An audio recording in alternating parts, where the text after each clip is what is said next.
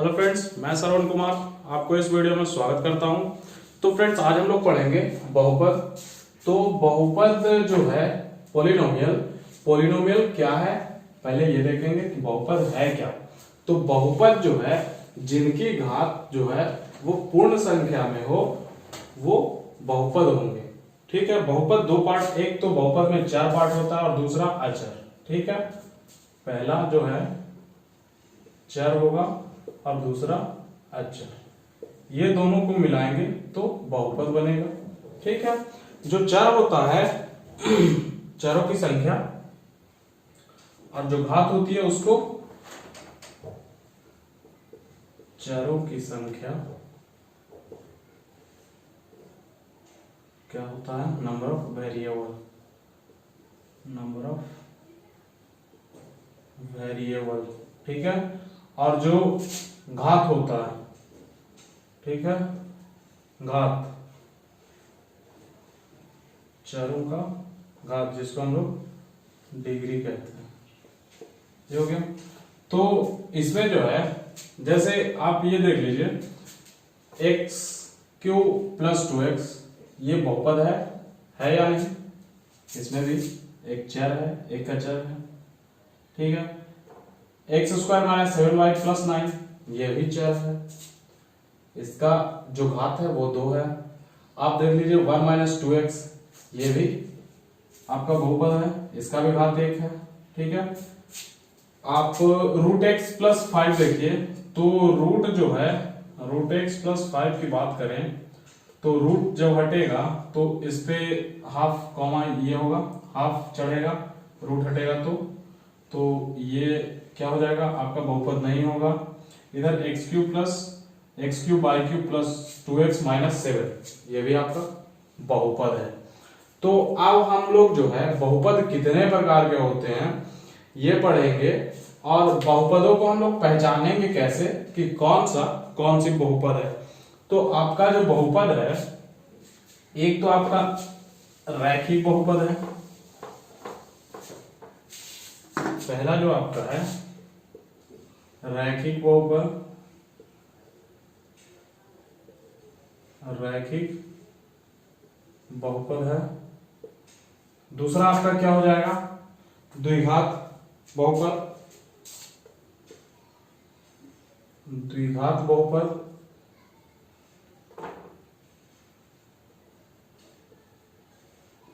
और तीसरा जो है त्रिघात बहुपद, ये हो जाएगा। पहला जो है आपका रैखिक बहुपद है, दूसरा द्विघात बहुपद और तीसरा जो है वो त्रिघात बहुपद है। तो आप जो है इसको आप लोग रैखिक बहुपद को लीनियर पॉलिनोमियल, लीनियर ये क्वाड्रेंट, और ये जो है क्यूबिक, ये आपका क्यूबिक पॉलिनोमियल हो जाएगा। ये लीनियर पॉलिनोमियल, क्वाड्रिक पॉलिनोमियल, और ये हो जाएगा क्यूबिक पॉलिनोमियल। ये आपका 3 बहुपद है। तो रैखिक बहुपद जो है, आप रैखिक बहुपद की बात करें तो रैखिक बहुपद में क्या होता है, चर की जो घात होती है कितना होता है, 1 होता है। ठीक है, जिसमें चर की घात 1 हो वो क्या हो जाएगा, रैखिक बहुपद। और जिसमें चरों की घात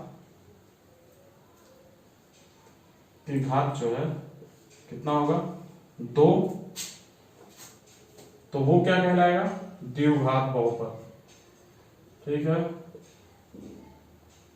और जो त्रिघात बहुपद है इसमें कितना होगा, चरों का संख्या, चरों की घात,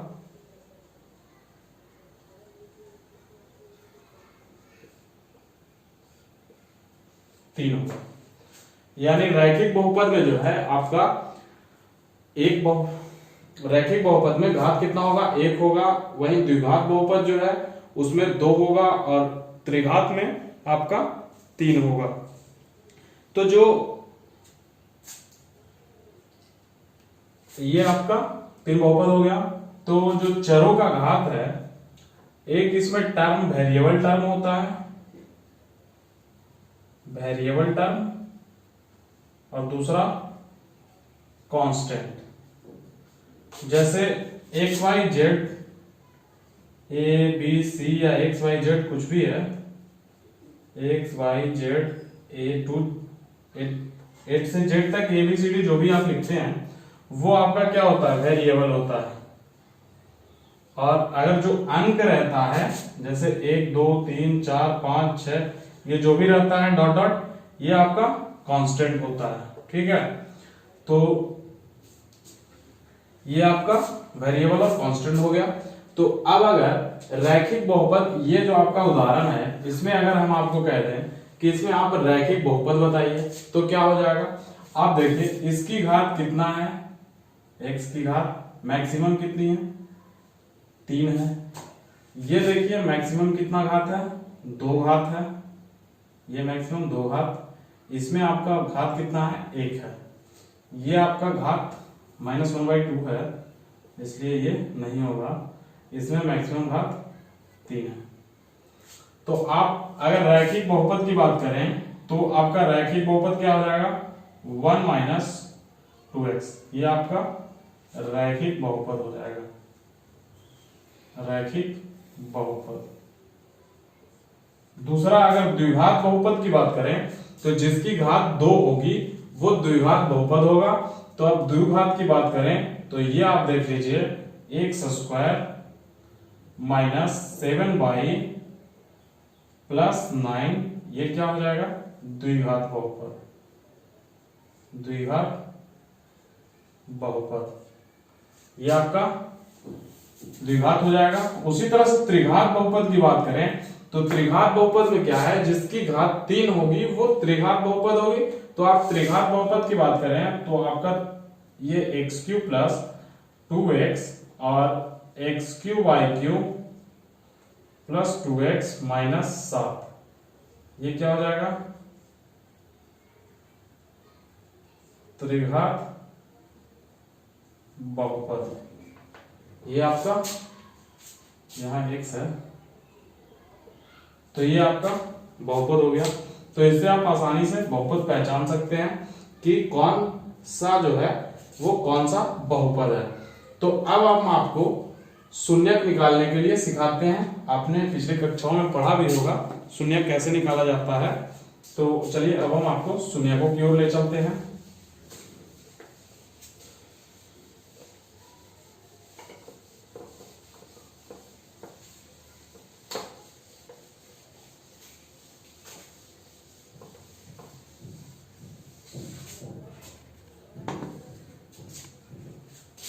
तो एग्जाम्पल के थ्रू अगर आप देखें तो x² + 7x + 10, ये आपका एग्जाम्पल है। तो इसमें क्या होगा कि इसमें आपको x के कितने मान आएंगे, तो x के इसमें 2 मान आएंगे। ठीक है, तो आपको करना क्या है, आप पहले भी इसको बनाए होंगे कि जो ये वाला x का जो टर्म है, x और ये x का जो कांस्टेंट वैल्यू है उसके साथ और 10 यानी लास्ट वाले, ये दोनों को गुना करने पर इन दोनों को गुणा करेंगे और उसके बाद इसको इस प्रकार से तोड़ेंगे। ठीक है, जोड़ना है, गुना करने के बाद तोड़ना है कि जोड़ने या घटाने पे, जोड़ने या घटाने पे, जोड़ने या घटाने पे कितना आएगा, 7x।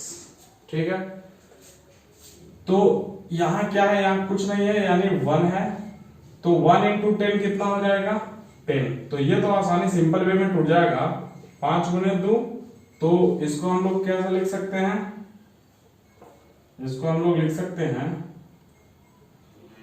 x² + 2x + 5x + 10 लिख सकते हैं। जब ये देख लीजिए इतना हम लोग लिख सकते हैं, तो ये क्या हो जाएगा, x यहाँ कॉमन हो जाएगा, तो कितना बचेगा x प्लस 2, इधर प्लस में 5 कॉमन अगर लेते हैं तो x प्लस 2 बच गया। अब जो है x प्लस 5 एक तरफ, x प्लस 5 और ये कितना हो जाएगा x प्लस 2, ये आपका इतना आ गया। तो हमको शून्यक निकालना है, तो x प्लस 5 बराबर 0 और दूसरा आपका क्या हो जाएगा x प्लस 2 बराबर 0, ये हो जाएगा। तो यहां हम x बराबर कितना लिख सकते हैं -5 और दूसरा यहां x बराबर लिख सकते हैं -2। ठीक है, तो ये आप आसानी वे में समझ सकते हैं। ये आपका x का दो वैल्यू आ गया। आपको करना कुछ नहीं है, जो x के साथ रहेगा संख्या उसको ये कांस्टेंट टर्म के साथ गुना कर देना है, और जो गुना करने पर आएगा उसको जोड़ने या घटाने पे ये बीच वाला टर्म आपको आना चाहिए। तो यहां आपका देखिए x के साथ आगे कुछ नहीं है, यानी 1 लगा हुआ है, तो 1 और 10 गुना करने पे हमारा कितना आएगा 10 ही आएगा। तो 10 को इस तरह से तोड़ना है, गुणनखंड करना है कि आपका जोड़ने या घटाने पे 7x आएगा। ठीक है, तो इसको हमने ये सिंपल वे में टूट गया, 5 गुने 2 5 दूनी 10 और 5 और 2 7, जोड़ने पे तो यहां आपको क्या कर दिया x² plus 2x plus 5x, ये 5 और 2 7 हो गया, प्लस 10। अब यहां देखिए इन दोनों में x कॉमन हमने ले लिया, तो ये क्या हो गया, यहां 2x है यानी x², इसमें x, इसको हम इस तरह से कर सकते हैं x इंटू एक्स, तो इसमें से एक x यहाँ कॉमन ले लिया, तो क्या हो जाएगा x प्लस 2 और यहाँ एक 5 कॉमन लेने पे x प्लस 2 आ गया। अब इसी तरह से x प्लस 5 और इंटू x प्लस 2 आ गया, तो x plus 5 is equal to 0 और x plus 2 is equal to 0, तो x बराबर क्या हो गया -5 और x बराबर -2। ये आपका हो गया x का दो वैल्यू। तो अब हम लोग आगे चलते हैं। आगे जो है, आगे एक और उदाहरण की बात करें।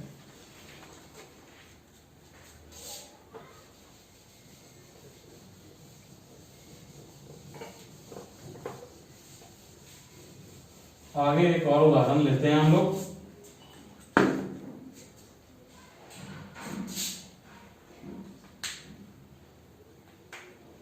एग्जाम्पल है 2x² 5x माइनस 3। ठीक है, तो ये 2x² माइनस 5x माइनस 3 जो है, इसको किस तरह से हमको करना है, तो जो x² का गुणांक है उसको जो है 3 से गुना करना है, यानी कांस्टेंट टर्म से इसको गुना कर देना है, और उसके बाद जब जो गुना करके आएगा उसको जोड़ने या घटाने पे, जोड़ने या घटाने, ठीक है, जोड़ने या घटाने पे क्या आएगा -5 हमको लाना है। तो ये जब गुना करेंगे इन दोनों को तो कितना आएगा 6 आ जाएगा। ठीक है, 6 को करेंगे तो कितना आ जाएगा 2 और 3, कितना आ जाएगा 2 और 3 करेंगे तो 5 आ जाएगा, ये आ जाएगा। तो 2 और 3 करने पे 5 आ जाएगा, तो हमको लाना कितना है -5 लाना है। ठीक है, जब -5 लाना है तो इसको हम लोग किस तरह से तोड़ेंगे, ये आपको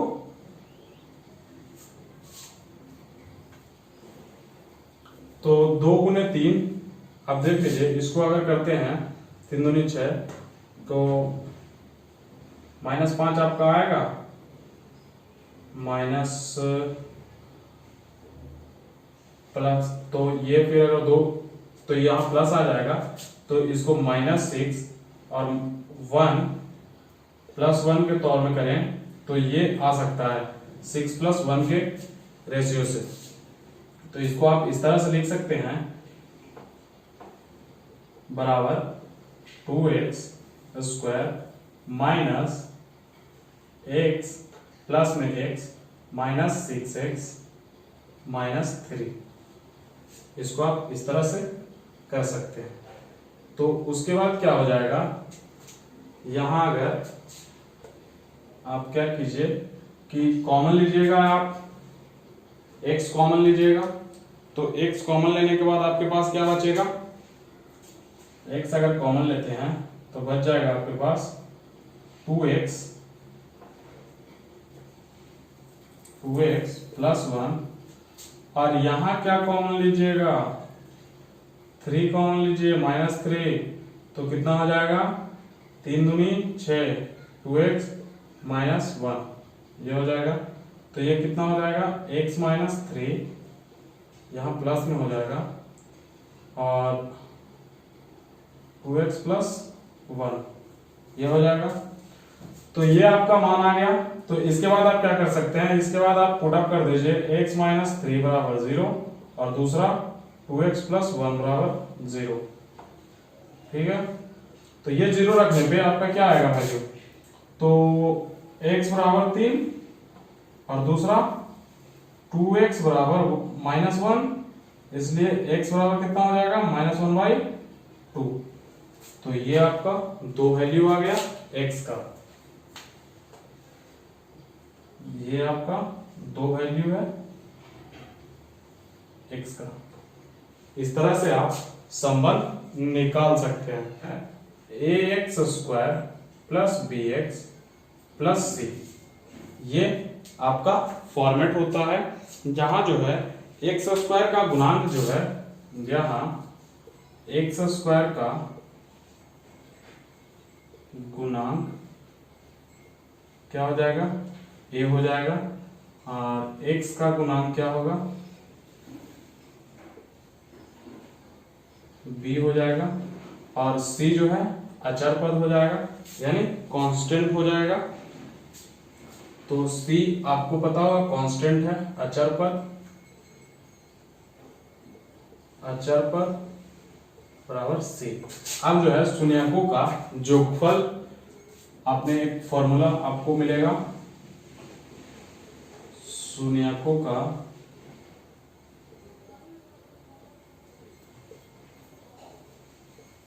जोगफल बराबर, शून्यकों का जोगफल बराबर क्या होता है, -b/a। ठीक है, -b/a, यानी x² का गुणन, x का गुणन और बटा में x² का गुणन। उसी तरह से शून्यकों का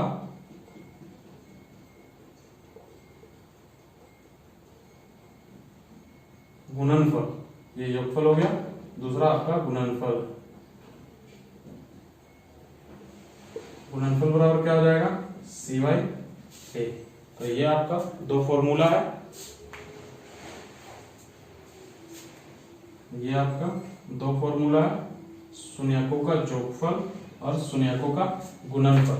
ये बहुत ही इंपॉर्टेंट फॉर्मूला है आपका बहुपद का।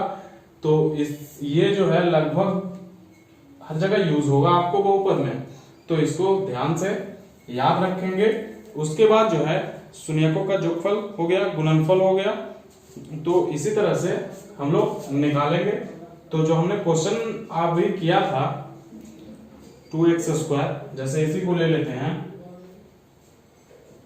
2x² minus 5x minus 3। तो इसमें क्या हो जाएगा, x² का गुणांक a बराबर कितना हो जाएगा, इसमें अगर हम लोग निकालें तो a बराबर कितना हो जाएगा, 2 हो जाएगा, b बराबर कितना हो जाएगा, -5, c बराबर कितना हो जाएगा, -3। ठीक है, -3 हो जाएगा। तो यहां हम लोग पहले शून्यकों का जोगफल निकालते हैं। ठीक है, तो इधर हम निकाल देते हैं शून्यकों का जोगफल बराबर कितना हो जाएगा, -b/a। तो -b/a कहने का मतलब है, ये b जो है हमारा -5 है, तो इसको -×-5 लिख सकते हैं बाई a हमारा कितना है, 2 है। ठीक है, तो ये बराबर में कितना हो जाएगा, माइनस माइनस प्लस, यानी +5/2, यानी 5/2 हो जाएगा आपका। उसी तरह से शून्यकों का गुणनफल हमारा क्या है,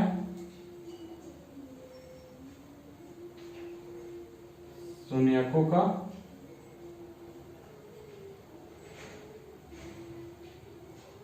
गुणनफल बराबर C/A। C हमारा कितना है -3, तो ये -3 हो गया। A कितना है 2 है, तो ये 2 हो गया। तो आपका जो जोगफल है वो ये हो गया और ये गुणनफल हो गया। तो ये आपका जोगफल और गुणनफल है। तो इसी को हम लोग जो है, जैसे शून्यकों का जो जोगफल है -B/A और जो गुणनफल है उसको हम लोग C/A से लिखते हैं। इसी को हम लोग अल्फा और बीटा से भी दर्शाते हैं। जो शून्यांक है उसको हम लोग अल्फा और बीटा से दर्शाते हैं। तो ये जो है इसको हम लोग क्या कह सकते हैं, शून्यांक को अल्फा और बीटा से, यानी अल्फा प्लस बीटा बराबर -B/A और अल्फा इंटू बीटा बराबर C/A। हम लोग इस तरह से भी इसको लिख सकते हैं।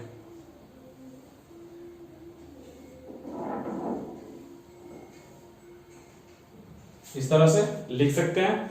तो ये alpha plus beta, alpha into beta, ये दो जो फॉर्मूले हैं ये आपको बहुत काम आएंगे। तो जो आप त्रिघात बहुपद के बारे में पढ़ेंगे वो चैप्टर जैसे जैसे बढ़ेगा वैसे वैसे मैं आपको आगे त्रिघात बहुपद को भी बता दूंगा। तो फिलहाल द्विघात बहुपद तक ही रहते हैं, उसके बाद हम लोग एक्सरसाइज स्टार्ट करेंगे। तो फ्रेंड्स आज के लिए इतना ही। तो वीडियो कैसा लगा ये हमें कमेंट बॉक्स में जरूर बताइएगा। साथ ही साथ अगर चैनल पे पहली बार है तो चैनल को सब्सक्राइब कर लीजिए और वीडियो को ज्यादा से ज्यादा शेयर कीजिए। Thanks for watching this video.